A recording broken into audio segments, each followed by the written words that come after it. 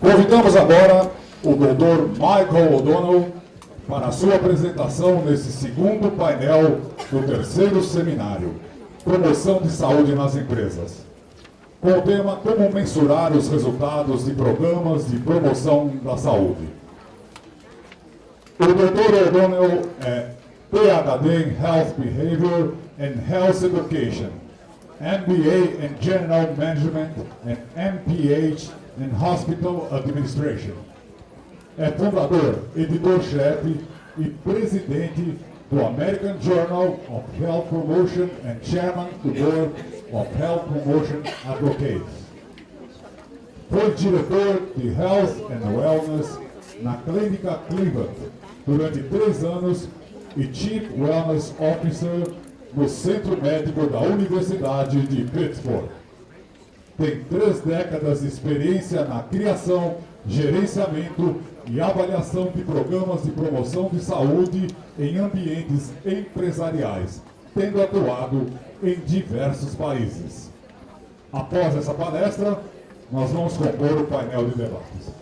Dr. Donnell, muito obrigado pela sua presença e a palavra é sua. Brazil is one of my favorite countries in the world, and I think it's a great place to be, so thank you very much. I will be talking today about how to evaluate workplace health promotion programs. And for those of you who are not scientists, I apologize in advance.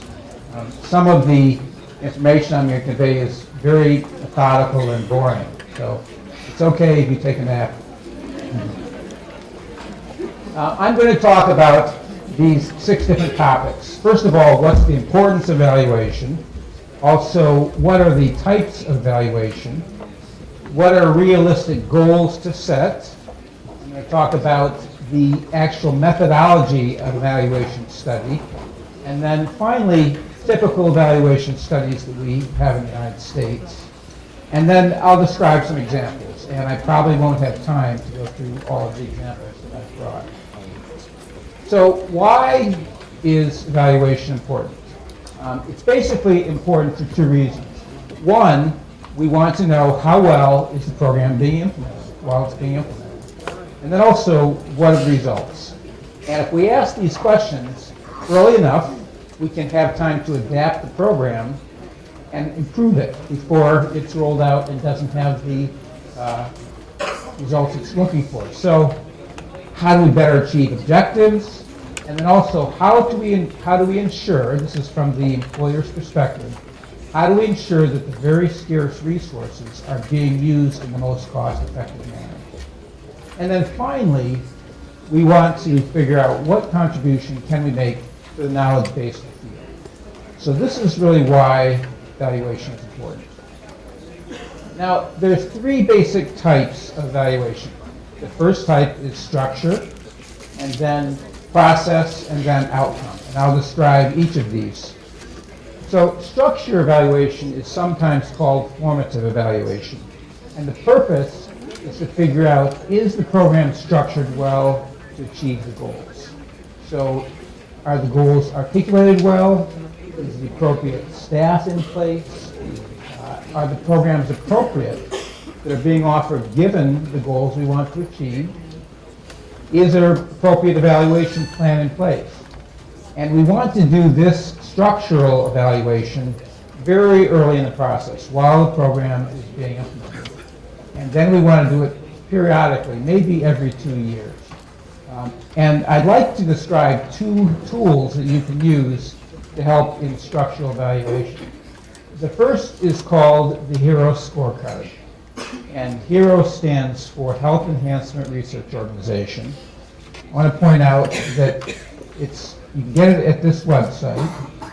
And by the way, the contents, the link for this website, the description of the scorecard, and a summary of all my comments are in the written document that IESS will provide to you after the conference. So you don't have to take too many notes.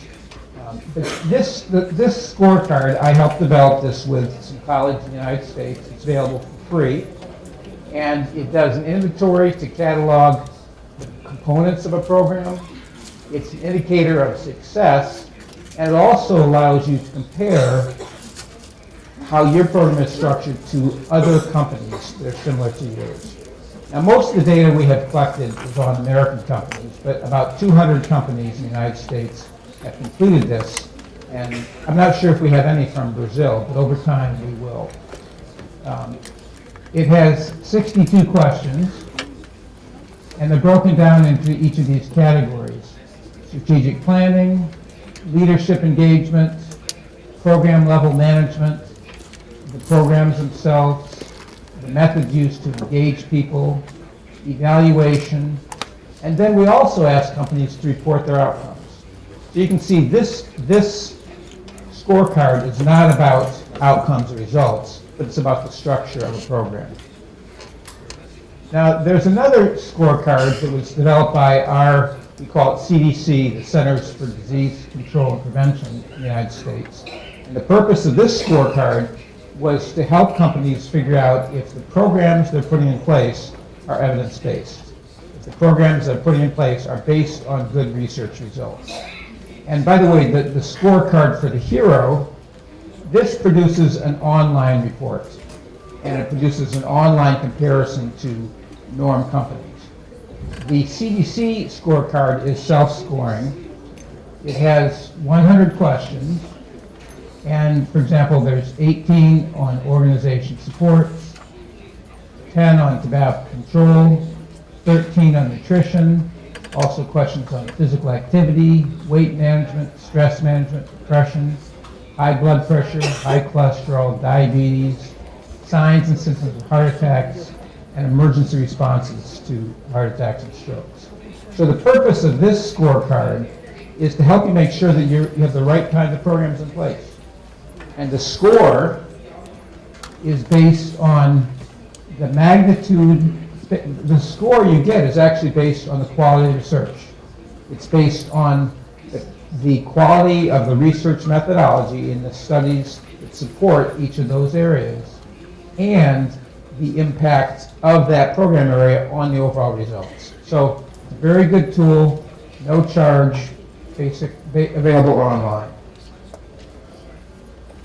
Now, the next kind of evaluation is what we call process evaluation.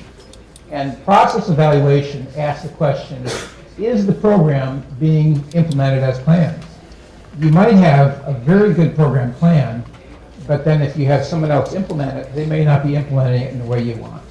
So for example, have the funds, financial resources, been allocated to support the program as planned? Have the staff been hired and trained to implement the program? Our program is being offered to people on schedule. Our program is being promoted, marketed on schedule. Our health screening measuring the things that they were supposed to measure. Are the facilities being constructed as planned? Are people signing up for the programs and completing the programs? So these are basic questions that sound obvious, but they have to be asked when the program is being implemented so that you know if it's going to work. Of course, if the answer is no to all of these different things, the programs won't work. So you should do the process evaluation as the program is being implemented, and then also to do it periodically, especially when the program outcomes are not as you expected them to be. Now, outcome evaluation, that's what we usually think of when we think of evaluation. This is to look at the outcome. Is the program producing the results that you want it to produce? And we start with, are people participating in the program? Are they joining the program? Are they satisfied with the program? Are they improving their knowledge? Are they improving their behaviors? Are they actually improving their health conditions like blood pressure or weight or stress? Is the organization culture changing? Are people actually reducing medical care costs? By the way, reducing medical care costs is a very important outcome in the United States because the employer pays for the medical costs. I know it's different in Brazil. Some employers help pay for the cost, but I know that most of the cost is borne by the government. Is absenteeism being reduced and is productivity being enhanced? So I'll give lots of examples of the evaluations that we have done at the University of Michigan. By the way, I work at the University of Michigan. I'm in charge of the Health Management Research Center, and we've worked with dozens of large companies to evaluate their programs. We have a large database of more than 2 million people, and we have 20 years of data for some people. And the data is individual level data. So we have data on people's health risks from their health screenings, medical care costs, productivity, program participation, and lots of other variables. So that's how we're able to do this analysis. Now, there's two kinds of analysis, basically: quantitative or qualitative. Quantitative is about the numbers, and qualitative is more subjective. It's about the feelings. And the best way to evaluate a program is a combination of quantitative with numbers and qualitative with the subjective reports. Now, I'm going to share some qualitative results from one of the programs I was managing. This is actually a letter that somebody sent to me. And she said, I'm sending you this note from the hospital. I was involved in a horrendous car crash.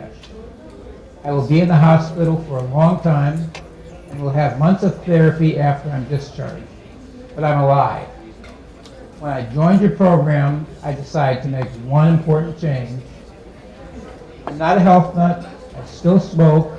I do not exercise very often, and I eat more junk food than I should. But the change I made was to buckle my seatbelt every single time I got in the car. I'm alive because of you. I thank you, and my mother thanks you. So when I got this note, I felt so good. I felt that my whole career could be justified based on this note. This is just one note from one person. I showed this to my top managers, and they were moved as well. So it's very powerful to ask people about your programs. Sometimes it's to get notes like this. Sometimes it's just to tell us your story. You know, are you thinking about changing more than you were before? Have you made any successful changes? And these are the notes that people send us give us the texture behind the statistics. So they put a face on the statistics. So this type of evaluation is not very sophisticated, but it's incredibly powerful. Now, in developing an evaluation plan, we set goals for our program. And we have to set realistic goals. We all want to create masterpieces with our program, but how realistic is that? So this is a masterpiece. You know where this is? Ipanema Beach. All right. I took that this weekend. One of my favorite places to be. That is a masterpiece. Not my photograph, but Ipanema Beach. So we can't always have masterpieces in our work. We should be very realistic about setting goals. And the way that we set realistic goals is to look at the literature and find out what has been achieved. So for example, there's moderate to growing evidence on what we can achieve in our field. I've been in this field for 30 years. We started American Journal of Health Promotion in 1986, and we have thousands of studies that show the impact of programs. But before we can have goals that we can target, we have to have a large body of evidence in each of the different areas. So what are some realistic goals? I have done several studies where I've looked at the best programs, the programs that achieve the best health outcomes, and also save the most money. And we've concluded that the programs cost between $250 and $350 per person who's eligible for the program. So when a company comes to me and says, we want to create a program, we want it to be a great program, but we don't want to spend any money. So I hear that all the time. And I say, well, if you want to spend no money, it's not important to you, and you won't have a great program. It's kind of like if you're building a bridge over a river. You don't say, we want to build a great bridge, but we're not going to spend any money on it. What will happen? It'll crash, it'll fall down, right? We have to have an appropriate budget for our program. doesn't cost very much. You know, it costs about the same as this chair. This chair probably costs $200. We need to have appropriate budgets for our programs. We also have to have the ideal staff. If you're going to have a staff program, we've actually seen a range from one full-time person in charge of the program to one person for every 2,000 employees. So there's not any, we haven't come to a conclusion on what works best. Some programs that have one central administrator work very well, and some programs that have lots of staff work well. So I'm not ready to make a recommendation there.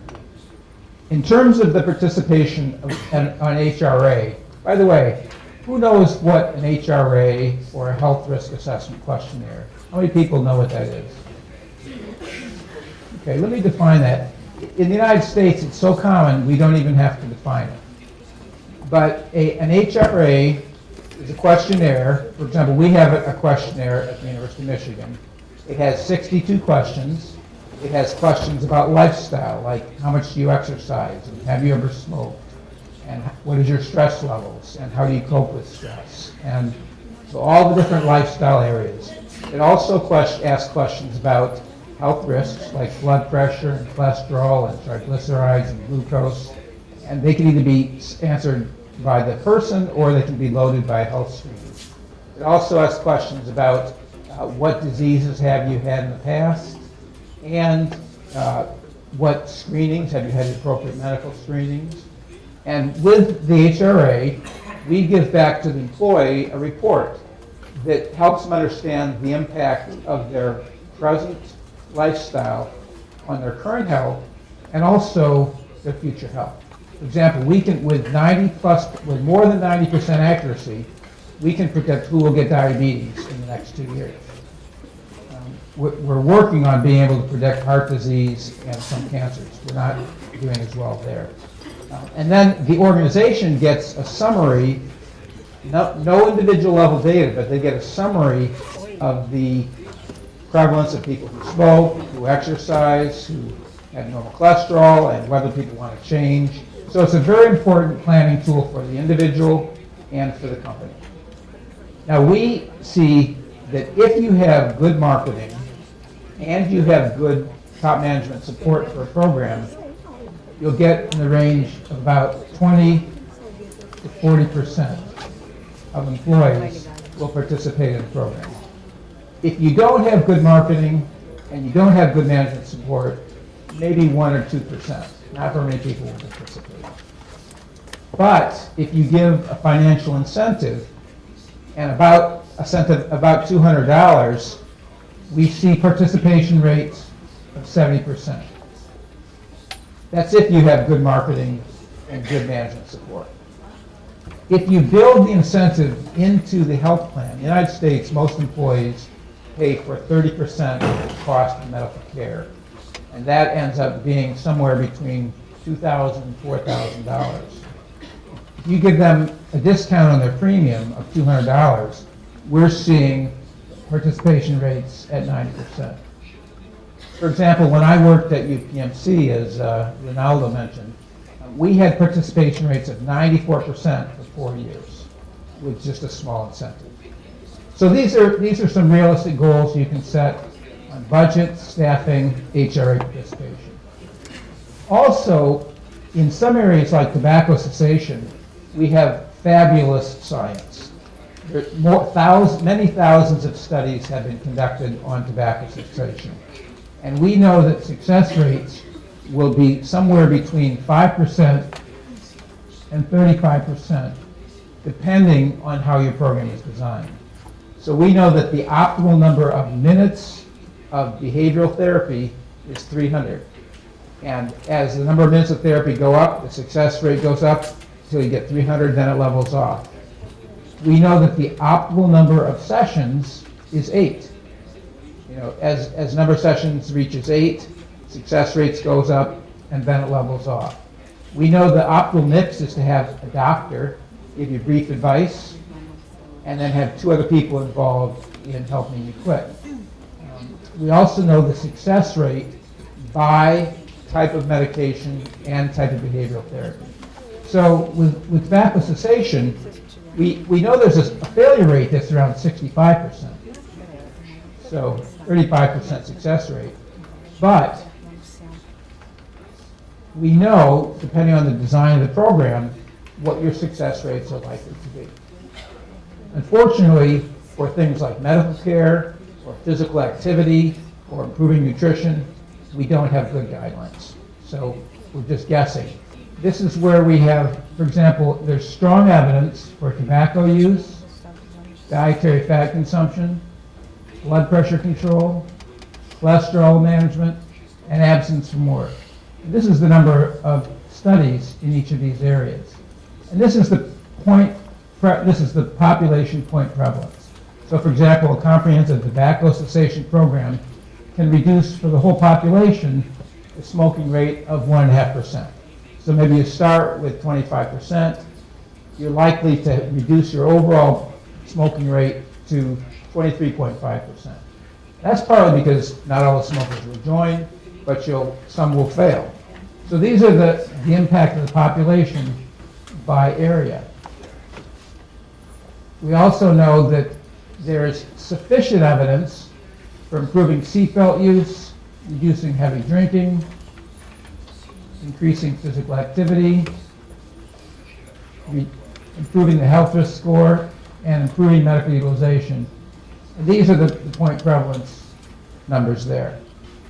Unfortunately, we do not have evidence to show that fitness is improved in programs, and we don't have evidence to show that people will lose weight. In fact, usually they don't lose weight, whether we measure it by weight or amount of fat or their BMI.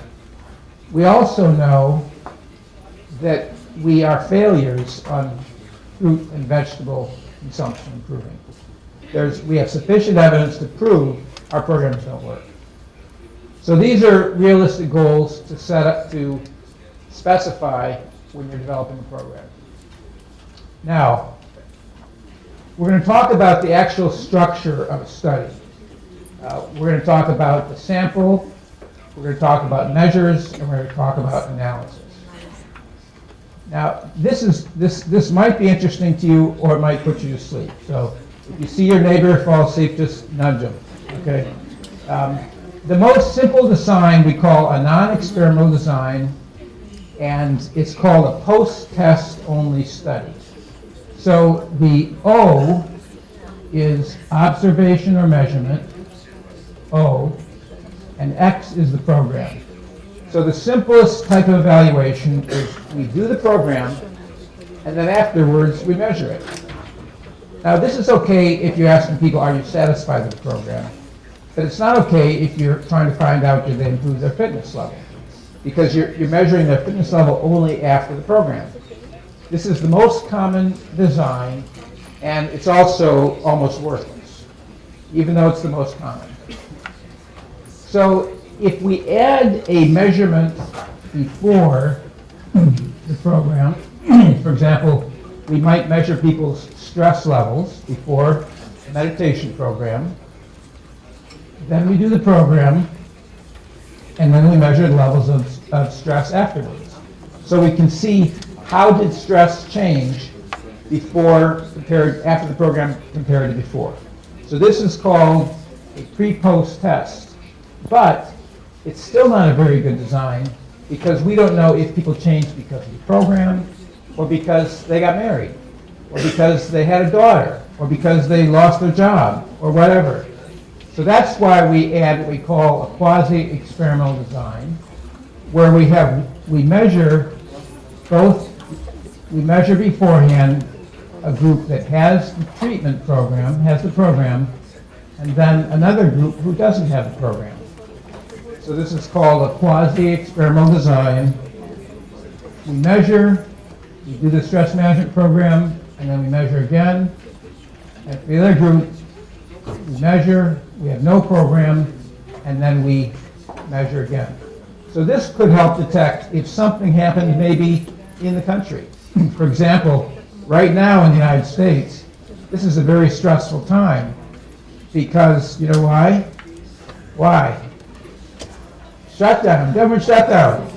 Our stupid politicians have decided that it's actually the Republicans, have decided the Tea Party, right, to shut down the government for no good reason. They're complete idiots.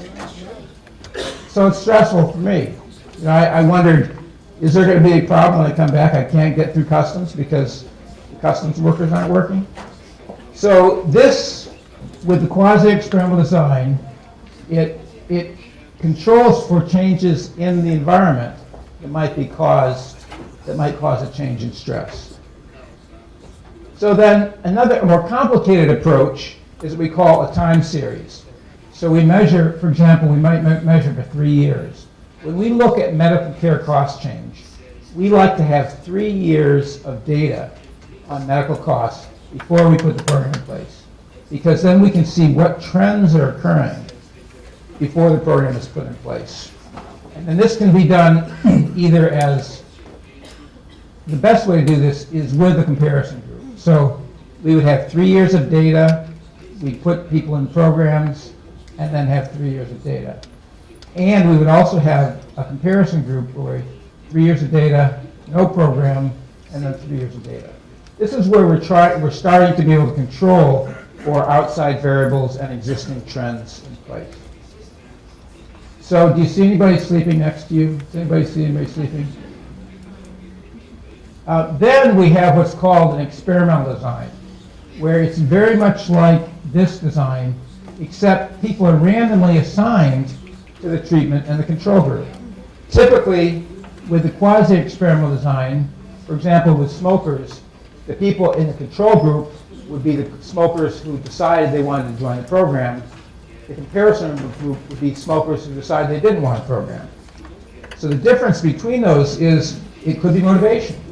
Maybe the people who decide to join are motivated to quit. Maybe they would have quit without the program. So here, we take all of the smokers who want to quit, we give treatment to one group and no treatment to the other group. So we're starting to get with more sophisticated studies. And then really the best thing to do is a randomized controlled trial with time series. So this gets very complicated. We actually don't have many studies that take this approach. So again, this is the most common approach. This is the approach that's really realistic in a workplace setting. Most of the studies published in our journal are this approach. Sometimes we'll get this approach. Now we talk about sample size. So when you're choosing the sample size, the sample to include in your analysis, two things are important. First, we have to make sure that, in a big company, I worked at the Cleveland Clinic. We had 40,000 employees. There's no way that we could have all 40,000 people be participating in one study. So we have to take a sample of the people, test the sample. We have to make sure that the sample that we choose for the study is similar to the sample of the whole employees. The best way to do that is to choose them randomly. Rarely are we able to do this. But if we can do it, we can have a smaller sample. But we have to have enough people to do this analysis. And this is a formula. I'm not going to go through the details of the formula. But the bottom line is, if you have a population of 50 people, you need 44 people in your sample, almost everybody, to do the analysis correctly. If you have 500 people, however, you only need 217. And you can even have 10,000 and only have 370 people. So you have to have a sufficiently large sample size to do a study that's valid. The next thing is your measurement tools. The tool you're using to measure blood pressure or stress or fitness or whatever you're asking, it has to be a valid measure, which means it has to measure what it was intended to measure. And number two, it has to be reliable. It has to make the same measurement each time. And for example, I'll tell you about our HRA, our questionnaire at the University of Michigan. So we tested this to look at how well we have it. Our HRA predicts what we call a risk age. So this is a person's age based on their health risk factors.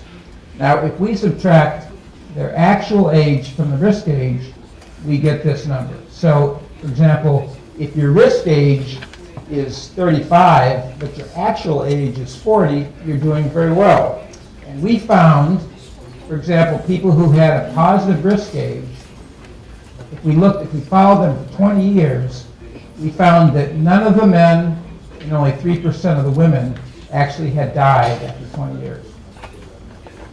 At the other end, we found that people who had a low number here, so the risk and age might have been 40 when their actual age is 30, we found that more than a third of the men died after 20 years, and almost a third of the women had died after 20 years.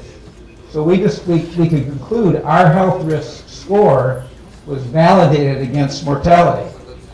We did the same thing where we looked at the score. The score could be up to 100. We found that among people, young people, that the higher their score, the components of the score actually tied very well to health risk, mortality, preventive practice, and the same pattern worked regardless of the age of the people. It's a more complex study. I don't have time to go into details. We also looked at the relationship between our risk score and medical costs. So, for example, we found that people with low risk, 0, 1, or 2 risks, their medical costs were much lower than people with high health risk, people with 5 or more risks. And you can see the difference in the cost for heart disease, diabetes, cancer, other diseases. So, for example, somebody who already had heart disease, if they had low health risks, their costs were much lower compared to people who still had heart disease if they were high risk.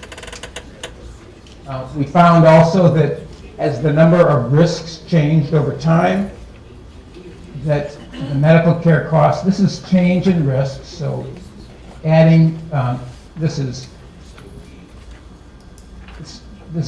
should be minus. So 5 to 1 reduced risks, or 1 to 5 additional risks.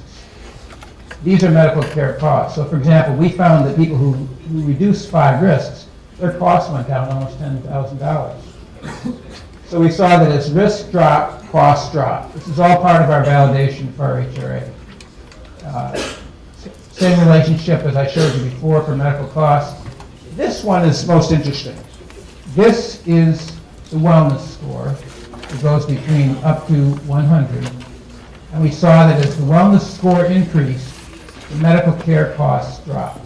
This is from a regression analysis. So the point being that we validated our HRA against mortality through long-term study, as well as against medical costs. You have to make sure that whatever tools you're using are validated. And then analysis. There's one key challenge. Well, there's lots of challenges in analysis. One of the most common challenges is the distribution of the data. So, for example, most statistics assume there's a normal distribution of the data. You've heard of maybe a bell curve, where the most people are in the middle and fewer people at the ends. With medical care costs, it's the opposite. Most people have very low costs, and then a lot of people have lots of costs. So most statistics assume a normal distribution, but medical care costs don't have a normal distribution. So you have to use what's called non-parametric statistics. Most people don't even know how to do this, but it's a big challenge in our field. But if you really have problems with your analysis, you can ask your child to help you. I actually took this at the crafts fair at in Rio at Copacabana. So you see he's got a calculator there? That's a joke. You're supposed to laugh loud. Good. So what are the typical approaches that companies use? So she says I have 5 minutes. But you know what? You should ask Louise. Is that right? 5 more minutes. Okay. So the typical approach is to do nothing. Most employers don't do anything. They don't do a formal evaluation of the program. Sometimes they don't know how to do it. Sometimes they say it's too expensive. Sometimes they say, I believe this. But this works. I believe it. I know it in my heart this works. So 80% of people don't do anything. Maybe about 18% of employers use an HRA for their evaluation. And then maybe only 2% do the complex, in-depth longitudinal analysis. So I'll say a little bit about the HRA aggregate analysis. So again, an HRA, it gives individuals feedback on their own health, helps them plan to make changes in the future. They get their own report. And then the employer gets an aggregate report that shows the prevalence of all the different risk factors for the population. And depending on the report, it shows the relationship between health risks and costs. So this is what most employers do. The advantage of an HRA approach is it's low cost, and it's also, if you have a good HRA, it's automatically built into your report. The challenges are you need to have time 1, time 2 comparisons in your aggregate report. Not all HRAs are able to compare time 1, time 2. You also need to have high participation in your HRA. You need to have the same people participate in time 1 as time 2. You also need an HRA that's validated against medical care costs and health. And you have to have an HRA that has good formulas, we call them algorithms, built into the report. So those are the challenges. So for example, on our HRA, it tells you your company's overall score, and it tells you comparison either to our other companies or your norm companies. It shows overall scores at time 1, time 2, and change. It shows the number of people with the different risk levels, different weight levels, for example. It also would plot, for example, how many people are at low risk at time 1 versus time 2 versus high risk. I'm not going into the details, we just don't have time. It would show you the number of people who are compliant, for example, how many people took the blood pressure screening in year 1 versus year 2. So that's the most common approach. Then only a small number of companies do in-depth analysis. And we've done this with several dozen companies. And by the way, this is when you make sure, if you haven't done your analysis well, this is when you make sure you pray, right? Of course, that's from Rio de Janeiro also. So in a comprehensive program, we have different stages of evolution. We have pre-implementation, where you do some things before you implement the program.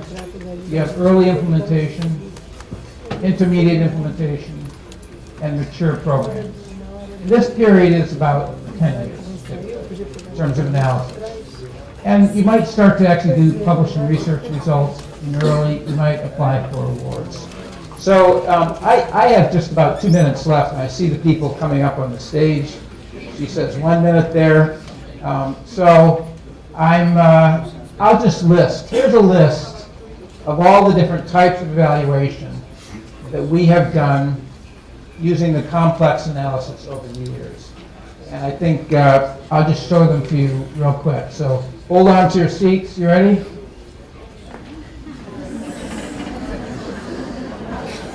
Actually, I will show you this one. So for example, this one, it shows the medical care costs per person based on, and the comma's in the wrong place, I apologize, by year. And it shows, for example, this is what would have, based on earlier trends, this is what would have happened with no program. This is what would have happened if nothing had changed. And this is what actually happened in this company.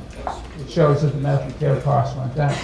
So in this case, the savings actually were $79 million. So sometimes you can have very substantial savings. So on that, I'd like to turn it over to our moderator, and thank you for your attention.